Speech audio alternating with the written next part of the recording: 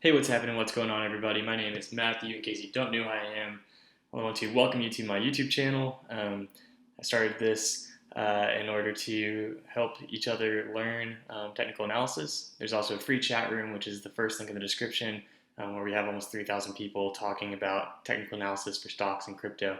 If that's something that interests you, please join and say what's up to me down there. So in today's video, we're going to be talking about what to be doing in this time of consolidation that we see in Bitcoin. So any good trader will tell you that you don't always need to be in a trade. A lot of new traders kind of become addicted to the lifestyle of being in a trade and getting out of a trade and seeing profit, and even losses. But a good trader will tell you that you don't always need to be in a trade. Sometimes the best thing to do is to wait. So with that being said, the past almost week or so, we've been in a very big consolidation period for Bitcoin. We haven't seen any big volatility. Volume is down as a whole. I am looking at the 4-hour chart here. And so where does that leave us for being traders, right? So first off, I do use volume profile and my own custom indicators to help with my trades. Typically, I buy in the green, sell in the red, buy in the green, sell in the red. I also use volume profile to fill the wells. All of those things I do describe in my training course, which is the second link in the description, and you do gain access to my custom indicators. But for right now, I'm actually not really trading. I do a couple scalps every now and then, especially if we actually are near my bands. So shorting in the red or buying in the green are both good options. And other than that, just doing like little scalps, $50 scalps on leveraged trades are about all you're going to see. But right now, as we've just been consolidating, I was trading more in this range, and now I am trading even less as consolidation leads to expansion, right? So I don't want to be on the wrong side of an expansion when there's no real good, clear signs of where Bitcoin is going next.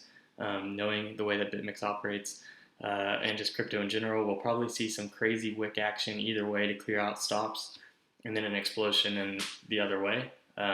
So for me right now, because consolidation leads to expansion, I'm out of positions except for just very quick scalps when it's happening, but because volatility is so low, that's very hard to do. So it's always important to keep an eye on Bitcoin. Keep an eye on your trades. You might catch a wick here.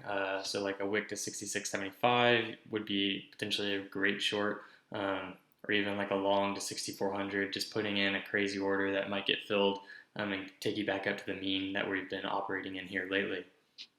Another thing to be doing is to be checking out the altcoins, whether it's Ripple or Tron. Both have had some crazy good growth and shorting opportunities lately, just to keep your mind open to all the different possibilities.